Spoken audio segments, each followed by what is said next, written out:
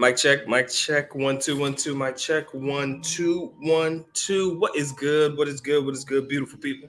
Of course, you know who I be, Good Doc, Dr. Mike TV, back again. Once again, you should already know, ladies and gentlemen, this one is poised to be an instant classic in the making. If this is by far your first time to the Dr. Mike TV channel, please make sure you subscribe and notify and do all the good things to make yourself well versed in the Good Docs content. All my good stuff shall be listed in the link in the description area below. Official time check, 8:33 p.m. Eastern Standard Time, which makes it about 7:33 Central. Of course, that makes it 5:33 for everybody repping that West Coast. And of course, 8:33 in the a.m. Philippine Standard Time.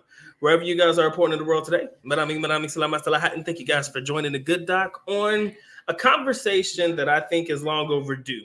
And it almost seems as though this topic of conversation comes up at least on a yearly basis, right? I'm not the only one who's brung this topic of conversation up. You can probably go to every other YouTube channel that is Philippine based, and you'll likely come across one person, or at least, one video in their catalog that covers this particular topic of conversation. Ladies and gentlemen, is the Philippines the most saturated market in Asia?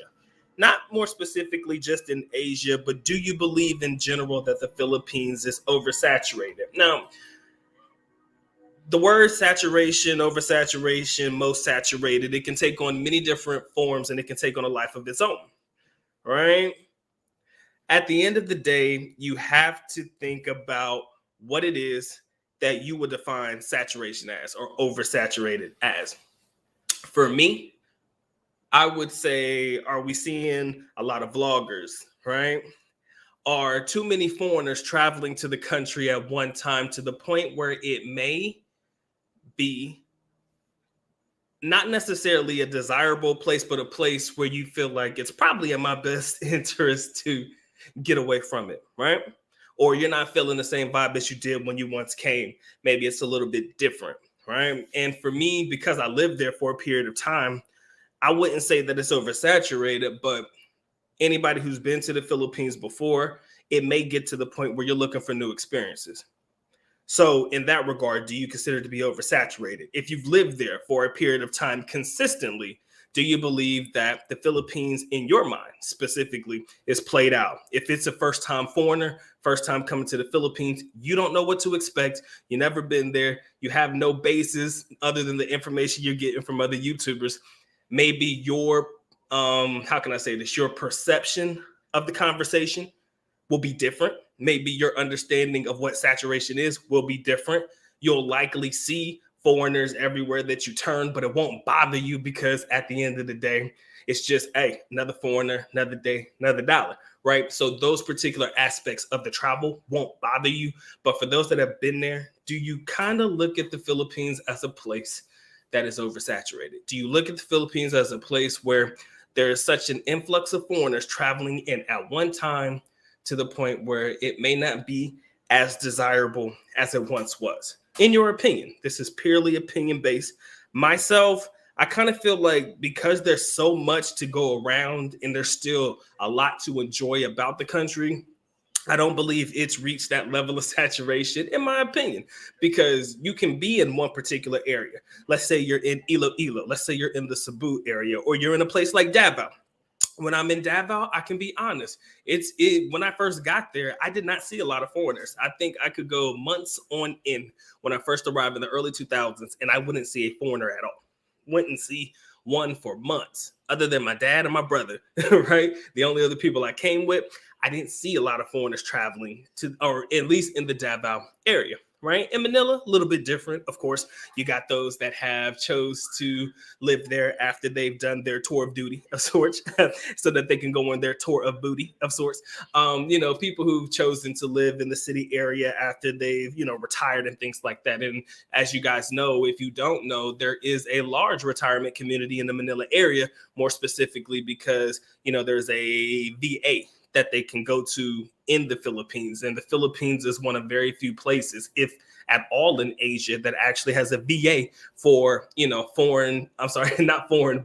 for former military vets and stuff to get treated, looked at, and, taken care of in that regard. So you have people who have chosen to live in these particular areas, but it wasn't often when I first got there that you would see foreigners on a regular basis.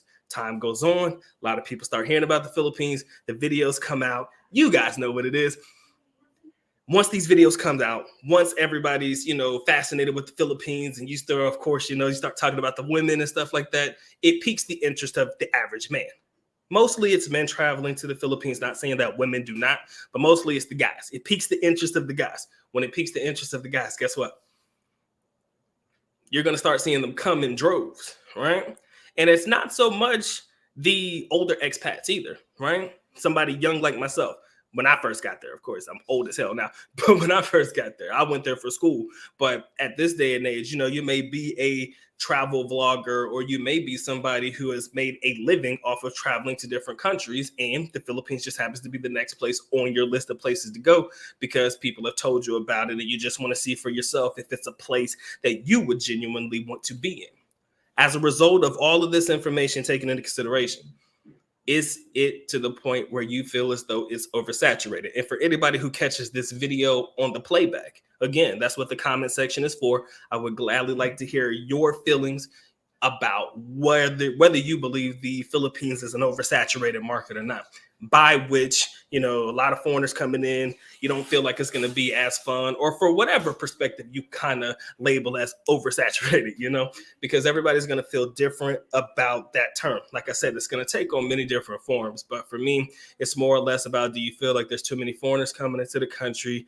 Every other person who comes in, starting vlogs and doing things like that. And, it's not as fun, or it's not as, mystical as it once was. Because if you think about it, with all of the different foreign vloggers that are traveling to the Philippines, myself included, and a couple of other people who have, prosperous YouTube channels, way bigger than mine, you've seen it. You've seen it from damn near all perspectives, unless you go to somebody's channel who's actually in a place that you've never visited before, right? You've seen Cebu. You know what the Cebu night market looks like. You know what IT Park looks like. If you've watched any Davao videos other than mine, Crocodile Park, People's Park, the malls there, the night market, Rojas night market. I mean, you've probably got at least a video out there that represents some historical landmark or some historical event. Arao ng Davao, Kariyawan, and certain festivals that happen in these particular areas. There's somebody out there who has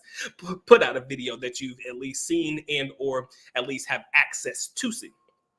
And when you think about it, the way I think about it, it's like, is there anything in the Philippines that you haven't seen? Again, unless you come there and you want to see it for yourself, right? Just to see what everybody's saying is true, completely different. First timer. But if you've lived there, you've been there, and you've spent, an ample amount of time there, is it a place that you kind of believe to an extent has become oversaturated? I kind of get a renewed sense of pride and a renewed sense of excitement about the country when I see new YouTubers come out and they start making videos about certain topics and things that I may have covered before, but maybe my thoughts about it have changed. Or when I see people put out videos with interesting talking points about the Philippines that you may have never talked about before. That's where my renewed excitement comes from, right? So I enjoy seeing other people's viewpoints, perspectives about the country, because again, everybody's not going to see the country the same. Everybody has at least a success story or a scam story. It's 50-50, right? On their cheddar, they're either going to have a success story where they found a beautiful Filipina and, they loved it and it was life and it was everything. And, they found whoever they plan to marry. Or you can have somebody who's had a scam story wherein, this girl ruined my Philippine experience and I never want to hear about the Philippines ever again. Right? You're going to hear those two types of stories. And it seems to be polar opposites. It's either all good or it's seemingly all bad. So for me, when I talk about saturation, again, you've heard it from different perspectives. Do you believe that at some point the Philippines has reached its tipping point in reference to foreign travel? Has it reached its tipping point to the point where it's like, okay, we've been there, we've done that. We've seen that already. What else can you show me now? I mean, One thing that I told you, and one, like I said, we talked about it the other night. One thing that never goes out of style is walking street videos, right? Going to Angeles City, however you pronounce it. These particular videos never go out of style, right? It seems as though it doesn't matter how many walking street videos somebody puts out, those videos always do well. And everybody wants to see somebody's perspective of walking street, as if they are living vicariously through somebody, or they want to see what it's like before they actually get there and maybe know the ins and outs, the do's and don'ts. These are things that, I feel like when you're a vlogger or you're looking to come to the Philippines yourself, maybe not to vlog, just to enjoy a vacation or just to enjoy some time away, meet a significant other. These are the things that you see people looking for in certain types of videos, right? How to travel, what to do when you get there, about the taxis, what's the airport like, nice places to stay in Manila, Airbnbs you recommend. I mean, there's a plethora of things that people can talk about. But overall, in my opinion, have you seen so much of that content and information that it gets to the point where it's no longer desirable to hear that shit no more? These are the questions that I ask myself. These are the questions that I pose to you guys. Again, I'm not going to be on very long. I appreciate those that were able to lock in with me for coming through. All right, Mr. Estoria, hey, you said 12 years living in the Philippines. I see no significant saturation. So for you, there's no saturation. Chosen One, I don't know if you were able to respond. Definitely interested to hear your perspective since you've been there consistently through the pandemic and all of that shit. I think that your opinion of sorts and your viewpoint and perspective would be one that I would love to hear about. No, I am not Sunshine Shoulders. Me and Calvin, although we're black and bald, I think that's about the only comparison that we have with one another. But shout out to him. He says changes regarding foreigners and increase in IRL. Okay. So the changes for foreigners, you're saying regarding foreigners is an increase in IRL.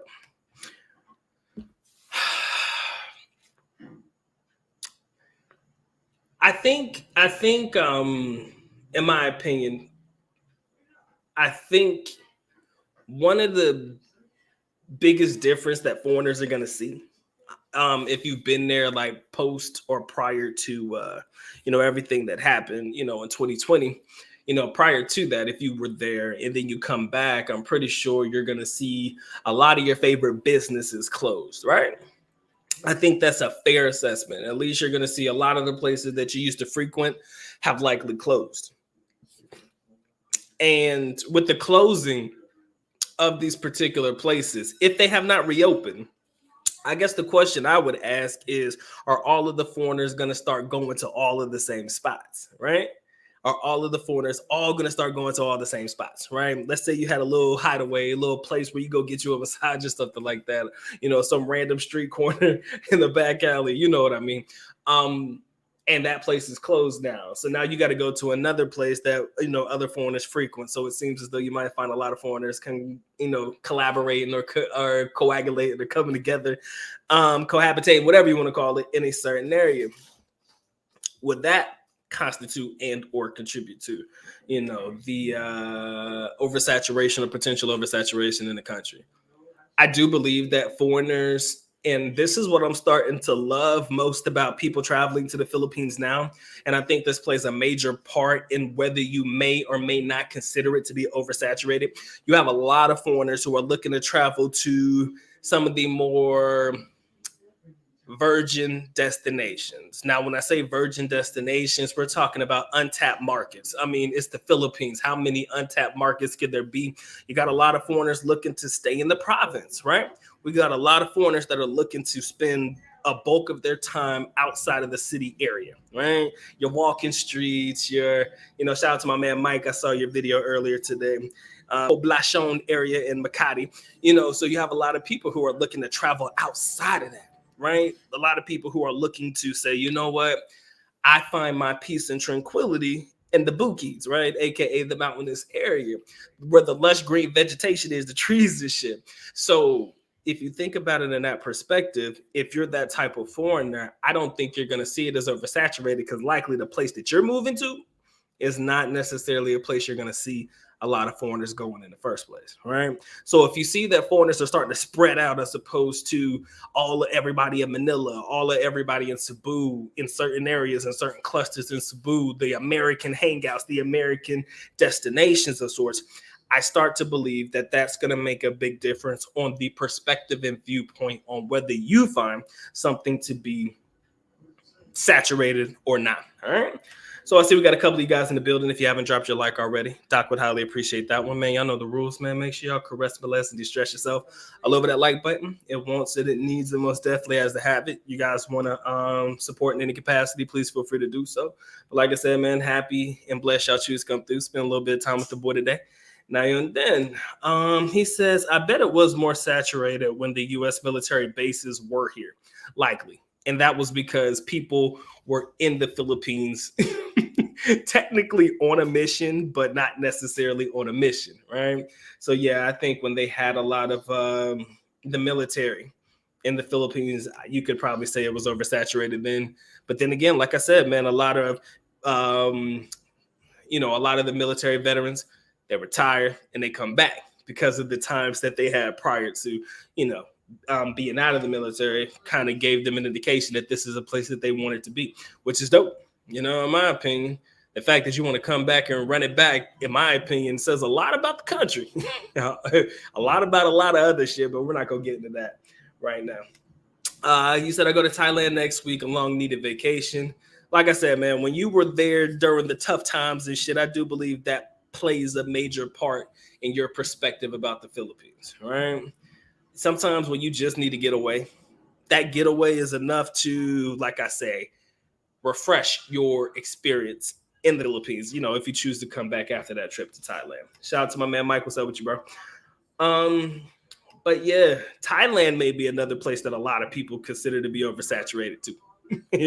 Let's not overlook that fact. If it's not the Philippines, people would probably say Thailand. You don't hear that about Japan. You don't hear that about Thailand. I'm sorry. You don't hear that about Japan. You don't hear that about China. You don't really hear that about Vietnam and Cambodia and all those other places.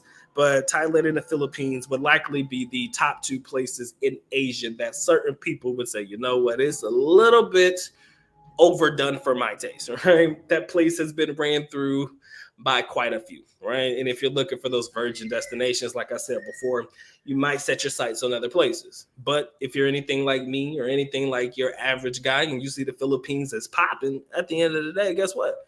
That might be the place you go. My man says Walking Mango area. I see a lot of goofball tourists live streaming on their gimbals. Come on, man. Everybody knows that if you want to get views, what's the go-to place, right? Any walking street or red light district in the area that you're living in, right?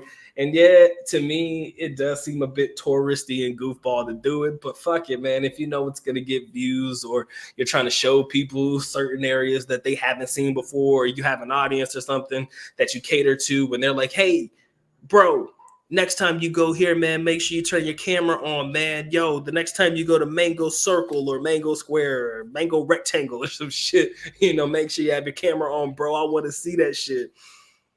At the end of the day, man, of course, you're going to oblige your audience. So I like to think that it is their audience that is placating and or trying to get them interested in that. But sometimes it is a judgment call for themselves. And as a result, you see what's going on. So it is what it is.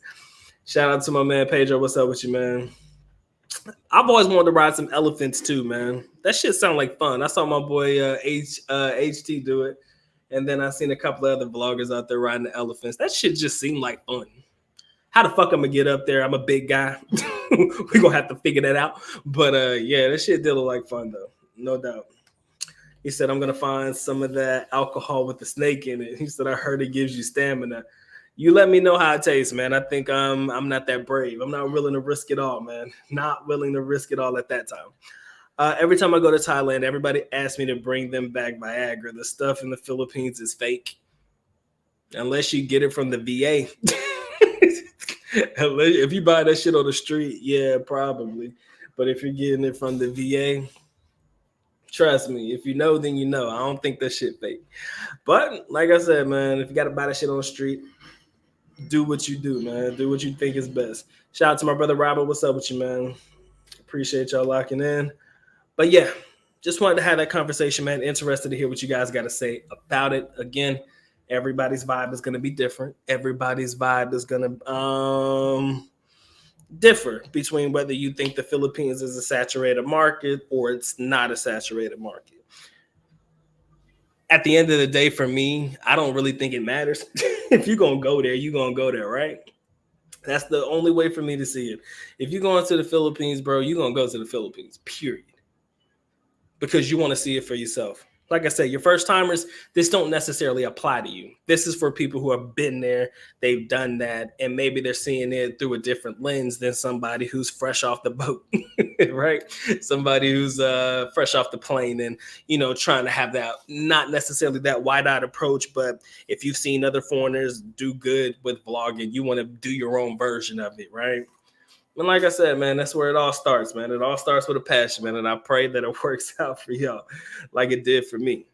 I mean, at the end of the day, I owe just getting started there, just talking about it to where we are today, you know? And you see how a lot of successful channels have been birthed from time spent in the Philippines. I can name quite a few channels that have just been, you know, going crazy with the numbers and stuff as a result of them starting in the Philippines. Again, their approach may not be so much about the walking streets or the bars and shit like that, or talking about topics such as the ones we talk about in this particular sector, but they made their own way. Again, man, once you carve that little outing for yourself and you find your little niche, man, that shit go crazy. Big facts. He says, Dr. Mike, if you was a YouTuber in the early 2000s, you would have 10 million subscribers. Absolutely.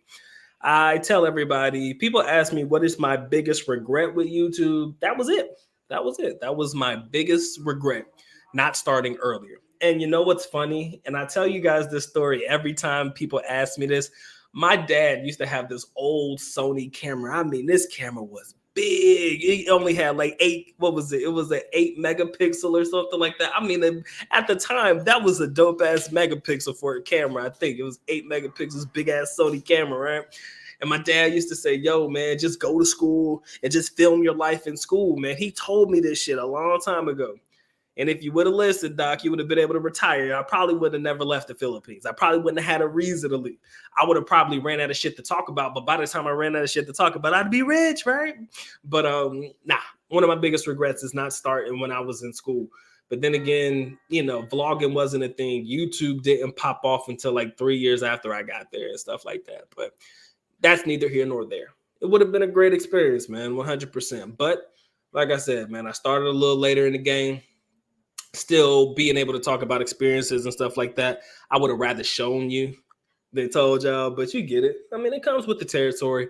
But yeah, had I started when I first got there in 2006 or about 2009 and stuff, I would have killed it. And then going back in my head, if I would have done the videos the way that I see it in my head now, just walking around, as thirsty as guys are, with all due respect, I love my audience and I don't think it would have been you guys, but as thirsty as dudes are, one thing that comes to mind is if I was out there filming all of the girls that I went to school with, you know, my classmates and, you know, all the girls that, you know, you just see around school and stuff. And, you know, you're just a black foreign vlogger, just interviewing all the students. What you see people doing now, it would have been a game changer. But, you know, like I said, man, we all start late. But I'm going to keep it a buck with y'all. I'll tell you the truth. I was a very private person. Until this day, I am super fucking private still, right? So it would have been a challenge of sorts for me to show you guys everything that's going on in my life at that time, right? You know, I'm trying to live my best life, have my fun and stuff, man. I can't take a camera with me everywhere and vlog everything that I do, right? You know, because you want to keep some private shit private. And, you know, for me at that moment, I think that was where my mind was. I wasn't so much into showcasing everything that was going on in my life, even if I didn't have to, you know, that was kind of where the vibe was. And so for me, in my mind at the time, it didn't make sense. But like I said, man, hey, it is what it is. He says there's plenty of islands for everyone. Just find your own touch. That's true. Like I said, man, the vibe is different Everybody can find something to do. Now, what I will say is, is there too many YouTubers? That's, like I said, that's open to opinion. But I think that here's the only problem that the whole having too many YouTubers has, in my opinion, is if we all start talking about the same shit, right? I mean, it's good to have, like I said, differing perspectives on different topics and shit and how people view certain topics. That's dope. But if we all talk about the same shit, after a while, it gets played. And you can say from that perspective, it can be a saturated market. Being a Philippines vlogging YouTuber could be considered a saturated market. Like I said, only very few people make it in that realm, depending on, like I said, your approach to your videos and stuff. That's the only thing that's gonna take it. That's the only thing that's gonna separate you from everybody else in the pack. He says, "Hey Doc," he said, "You got to stay at the ABC hotel if I ever go to AC." People have said that's a dope ass hotel, man. People have said that is a great place to stay. I'm gonna take your word for it now. I for sure. He said, "I had a camera like that." He said, "My friends used to joke with me because it was a big camera. They acted like I had something from the 1900s.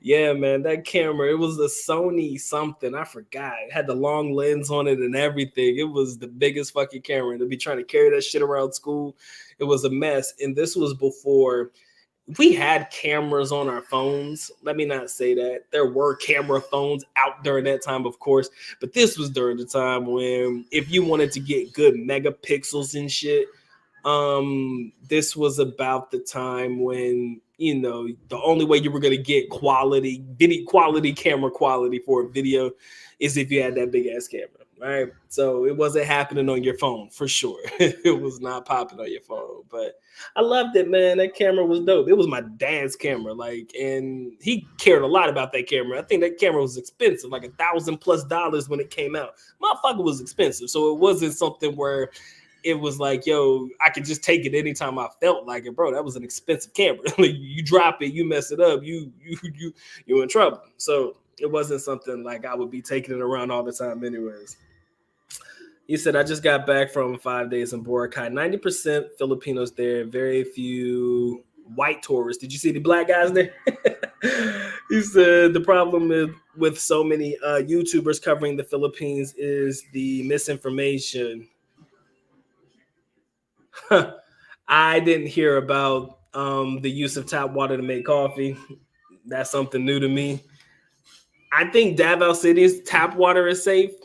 I do believe that. I don't recommend that in Manila at all or in any other place, but Davao City's tap water is safe. It is. I have drank, whatever the proper terminology is. My bad, drank water from the tap before. Do I recommend it? No. I was thirsty at the time, and I ran out of my gallon jug of water, so I was pressed for it. It didn't kill me. Maybe at the time I had built up enough of an immune system to do it, but I would never tell them to drink out the tap. It's dangerous. For sure. He says, "Do you think it's important to remember where you came from Americans and Pinot?" Absolutely, bro. It's very important to remember where you came from. I think that even in the video earlier, man, when I was like, the comparison, things that we need to stop doing, we need to avoid making these comparisons not all the fucking time, because it's not going to be helpful. I think for me and for everybody, you should never forget where you came from. Yes, you may have a love-hate relationship with the West if that's where you're from, right? You may not care a lot about what's going on in the world today. You may not care about who's in office. What for whatever reason you ain't feeling the vibes where you're from.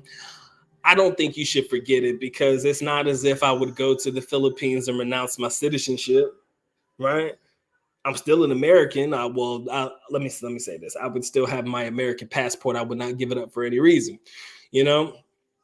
unless it's for tax purposes, like my man from Facebook did, Savrin.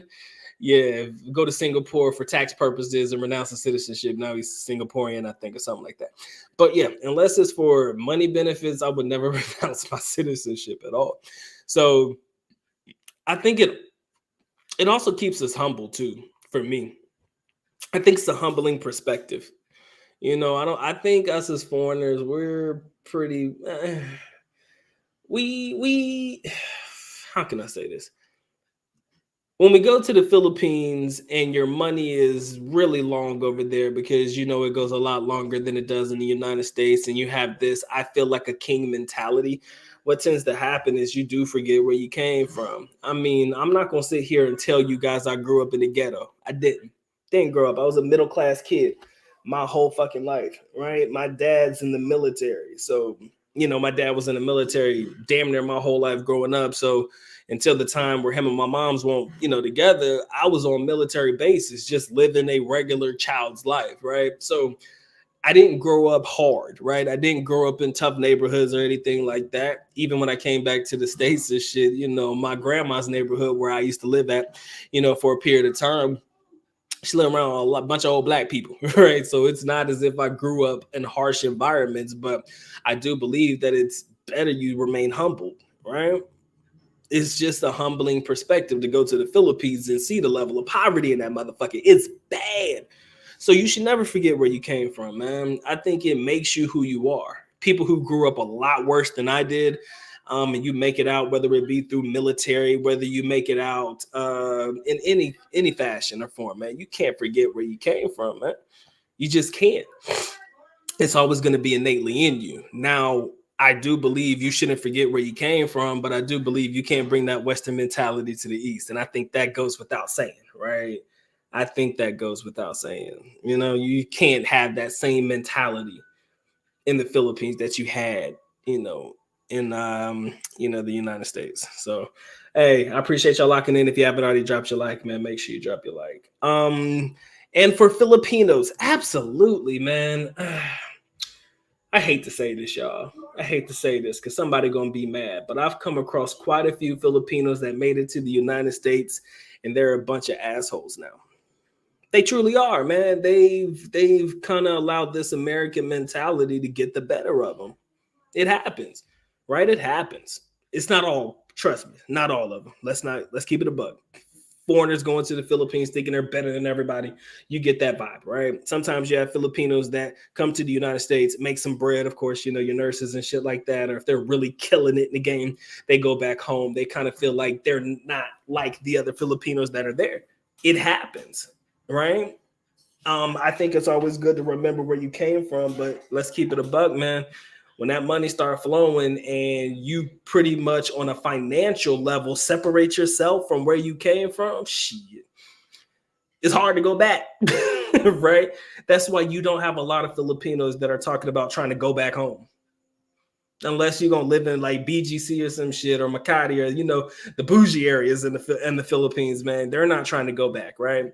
There's a neighborhood in Davao that's really like a rich type of neighborhood. Not really. It's called Woodbridge, right? So if you're coming back home to a place like Davao or in Manila or places like that, you're gonna move to those areas, right? Because now you in the upper echelon of the top 1% in the country because you made that American bread and brought it back to the Philippines. Some people, a lot of shit to go to their heads. It sucks, but it's just what it is, man. Again, money doesn't change who you are. It just enhances who you are. And I'm not the first to say that. Y'all know that. Money doesn't change who you are. It just enhances who you are. If you were an asshole before money gonna make you more of an asshole, right? If you were humble before you got the money and you try to do good with the bread that you make, or like say for example, you make your bread in the West and you go to the Philippines and you live your best life in a more humble manner because you don't feel like you got to stunt or you don't feel like you got to flex on people or you don't feel like you got to spend money like that. You can live your best life without having to show everybody that you got money. I kind of feel like that's a humbled approach to most foreigners that come to the Philippines, all right? So, like I said, man, here nor there, man. But yes, I do believe none of us should ever forget where we came from, man. He said, if I invested in Bitcoin in the early 2000s, man, I think you would. Yeah. What are we talking about? $100? I think it hit $100 in 2013. So 2013 or 2014, it hit $100. So if you would have had you some Bitcoin for then, you would definitely be rich as fuck. And like I said, hindsight's a bitch. If only. And I hate that if only shit because it makes you think back when we should be looking forward. But it happens, bro. It happens, and it sucks. Right, like I said, I remember this kid. There's a video on YouTube. That's why I know Bitcoin hit 100 for the first time in like 2013 or 2014. I was showing this video to my students and shit when I was in class. I don't even remember what the topic was, but I saw it and he was on his phone. He had his little fucking phone up on the thing showing Bitcoin tick up to $100 for the first time and shit. So, and then you got the story about the guy who paid 10,000 Bitcoin for 2 pizzas and shit. If he would have kept it, it'd be like worth $80 million and shit like that. You know, you hear about that stuff, right? So hindsight's a bitch, man, and you never know what's gonna pop and what's not. So, like I said, I try not to let it fuck with my head too much, and you shouldn't either. Tap water to make coffee is probably a big no-no, but hey, to each their own, people. He said, our water is bad. He said, I just bathe and brush my teeth in it.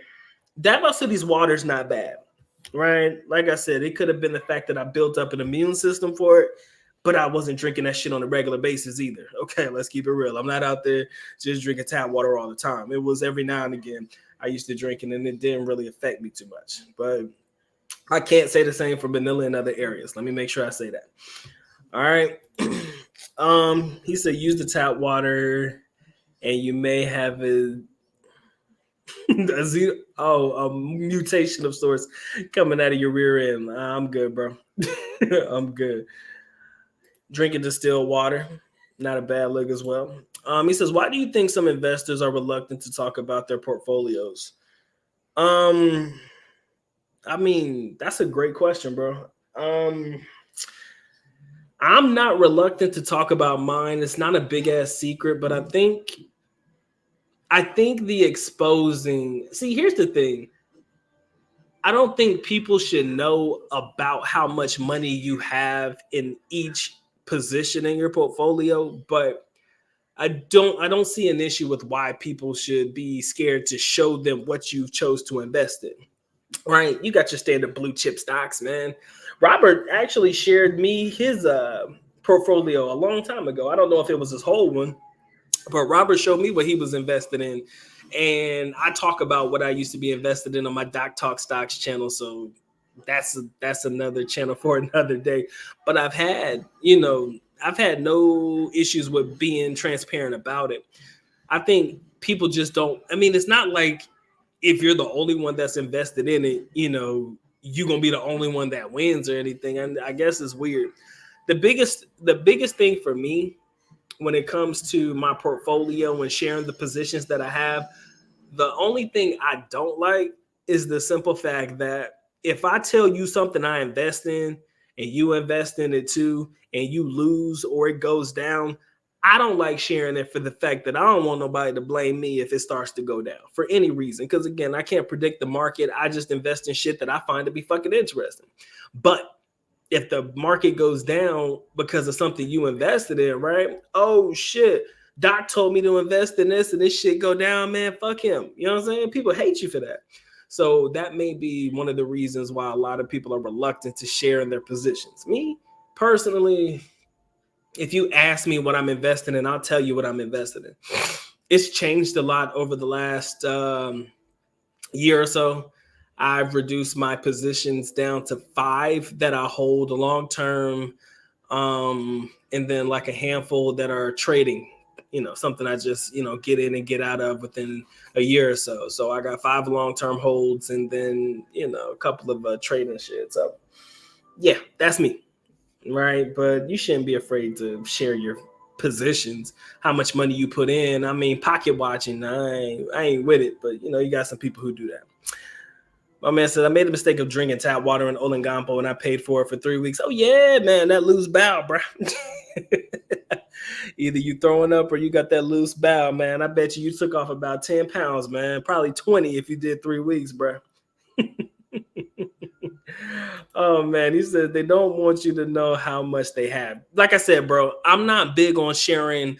I have no problem sharing my position, but how much I have in it, like I said, man, the dollar amount of the value shouldn't make a difference at all, right? That should be a personal bid, right? And you don't hear as many people talking about AMC as they used to back in the day. And you remember be the diamond hand. Yo, we need these diamond hands out here. You remember that was a whole movement for a long ass time. I just don't think people are willing to diamond hand it like you used to. You got a couple now. You got a couple that are still holding, but when you were saying, it's just something that they've been able to suppress for so long. It's like, yo, this shit sucks, right? He said, I told my sister to invest in Bitcoin when it was 69. She hates me now. That part right there, bro. That part. That's why I don't tell people what to invest in. And I very rarely talk about investments either, because I'd be damned if somebody come to me and be like, yo, you told me to do this shit. Now look at me. I'm taking this L and shit. And I'm talking about a royal L. I'll tell you the truth. One stock that I invested in that has been the most fucked up for me was Astra. Astra, Astra, the rocket stock. Yeah, motherfucker, when I got into it, it was $18. I averaged down to a decent average share price. That motherfucker is $1 plus, like $1.52 today. Had I told my people to invest in Astra, they would have fucking crucified me. You feel me? So it comes with the territory, y'all. It's just something you gotta think about. That's why I don't tell nobody about what I invest in or, what I'm choosing to invest in, right? Because I don't see a dub in it if it goes down. If it goes up, yeah. Like Alibaba. I talked about Alibaba once upon a time. I told you guys I put it on my watch list, and so far it's been up more than it's been down. So I can say, okay, Alibaba wasn't a bad flex, right? But like I said, it was a couple of other ones, man, that just sucked. Right. I still look at ChargePoint and, Lucid. I still look at Sophie. Sophie's trading about $5 a pop. I don't know what Sophie's going to do. I don't know. But these are just stocks that I look at. I'm not saying that I'm in them right now, but, you see what is going in. Robert, you already know, man. Maine to the day that I die, man. Oh, Maine. Oh, man. Maine is my baby. Like, Robert knows, man. I talked to him. Dude, if 90% of our conversation offline isn't about Maine, I don't know what we talk about. But Main Street Capital, if you guys aren't invested in that, I'm not telling you to go do it. It pays monthly dividends. That's why I like it. But it is one of the largest in my portfolio. It's not the largest, but it's my top 2 position in my portfolio. I like Maine. Maine is consistent. Maine does not disappoint at all. And Maine has a good PE ratio. That's why I fuck with it. But like I said, some of the other stuff that I have in my portfolio, I need to add more. I need to build back up. I'm looking at Palantir. I really want Palantir. Will Palantir work for me? I don't know. I like NEO. I think NEO's not bad for a Chinese EV stock. I think NEO could pop off and be the next Tesla or whatever the fuck. I believe in these shits.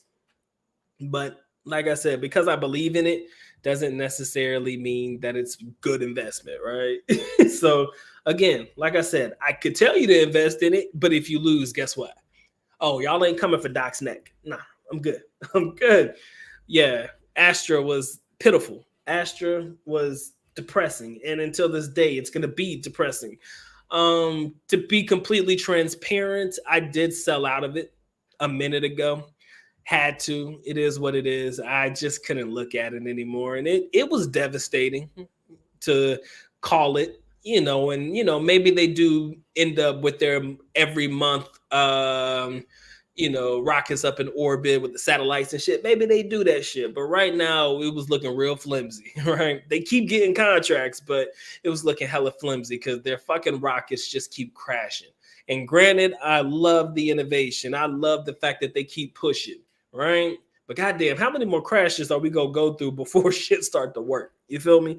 So that was kind of my decision making about it. You said you ended up losing 14 pounds. I thought so, close to 20, something like that. Yes, we do stocks. We do more than cryptocurrency. I have crypto, but stocks is my jam. That's all I got. Philly Vision, what's up, man? He says, good evening. He said a good investment is graded sports cars. Look up how much that Michael Jordan rookie card is going for. Add a few sports cars to your portfolio. I do. I believe I got scammed out of some shit before because I sent some cards off to get graded and I haven't gotten it back. I think I lost some cards. So, yeah, I don't know about that. I gotta follow up. It's been a minute, and it's not bad. It's not a bad investment at all. Uh, get you some Ja Morants or some fucking oh boy, LaMelo Ball and a couple of Anthony Edwards. You get those rookie cards. Keep all your rookie cards. That's what I recommend. Just keep all the rookie cards. I buy trading cards every now and again if I go to the store. If they got them in like Target or some shit, I'll buy them. Doesn't mean that I'm going to get something super rare in those packs, but when you do get something super rare in those packs, it's crazy, right? But you got to get the one of ones in order to make your $100,000 and stuff. Like, I forgot what card it was, that Mac Jones that sold for $100,000 plus, right? Because it was a one of one.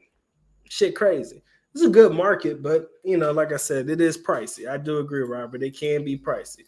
I mean, if you get into the draws, if you're in the Facebook groups where they, do live rips and shit like that, I mean, yeah, get right. I got me a couple of Ja Morant rookie cards and LaMelo Ball rookie cards, but again, they're base, they're standard. It's not as if I'm expecting this fucking card to be worth a lot of money. I'll be lucky in the next 20 years if I get a couple hundred off of it. But I do got a Kobe Bryant rookie card. That shit's awesome. It wasn't a rare, super rare Kobe Bryant, but it was rare enough. The Beckett price has it. Yeah, the Beckett price has it at a couple bills. So it's not bad. But anyways, like I said, definitely is a long-term investment. I agree 100%. Card with jerseys and bats on them. Yeah, man. You got to go for that. You got to go find that. You're not going to find those in a lot of rips, man. You're just not going to find that in a lot of the live rips. It just don't happen that way. All right. But anywho, ladies and gentlemen, man, saturation. Do you believe Philippines saturated or not? The Kobe, I sent one off to get graded and I kept one. It's raw. It's raw. Matter of fact, I think I got it. Give me 1 second. I'll show it to you. Like I said, it ain't super rare, but it's something. Give me a second. I'll show it to you.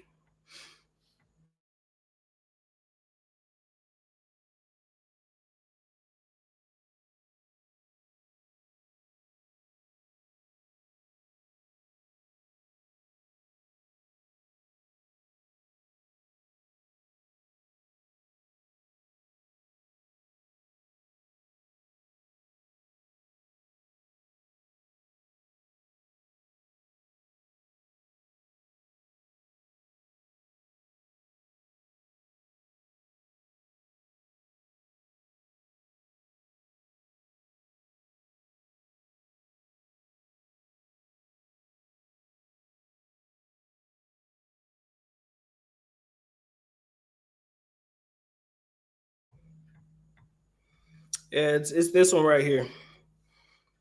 It's hard to see it, but y'all can see it. It's a dope card. I mean, like I said, it's a top stadium joint. It don't have a lot of value to it, but it's mine. And for personal reasons, I'll just keep the shit. I like it. It's one of my favorite cards. Like I said, it's hard to see it.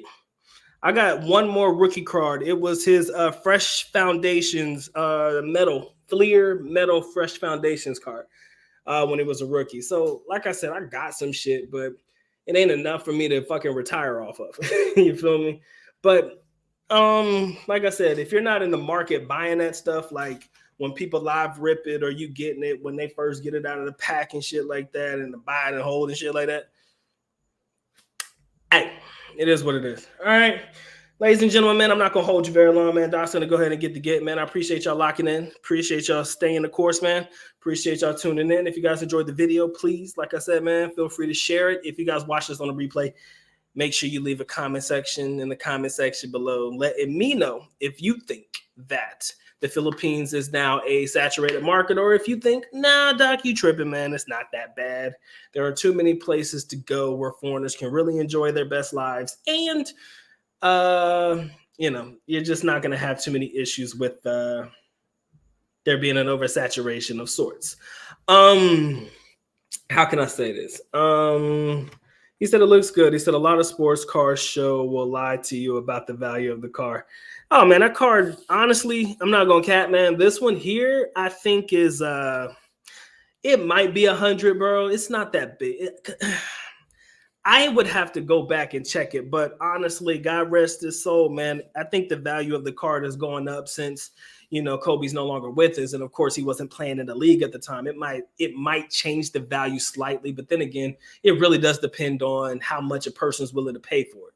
Right? If you're a Kobe Bryant fan and you want a Kobe Bryant rookie card, and you want something that's not rare, but you don't want no base shit, that's something that you'd probably go for, right?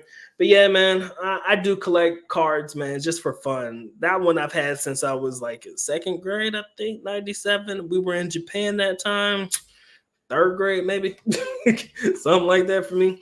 But yeah, man, good times, man. Good times, man. My dad used to buy his box of cards all the time, man. Me and my brother, we used to just rip the fuck out them shits. It was fun. Good times, man, when we were kids. And like I said, I kept the good ones. And yeah, we just kept the good ones. I've gone through some recently. We got a lot of just dead cards that don't really have value. Just gave them away. But I'm gonna keep it for life, man. My pop says keep it and give these rookie cards to your kids and stuff like that. He used to tell me that all the time. So I'm not gonna sell it.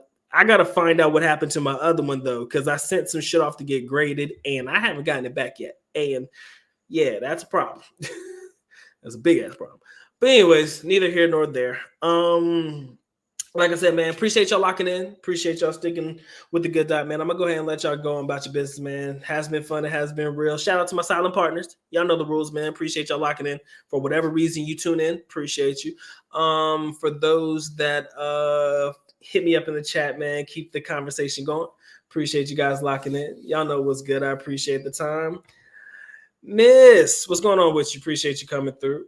But yeah, ladies and gentlemen, Doc's gonna go ahead and keep it pushing, man. Y'all take care, man. Y'all stay blessed, man. Doc is out. Peace.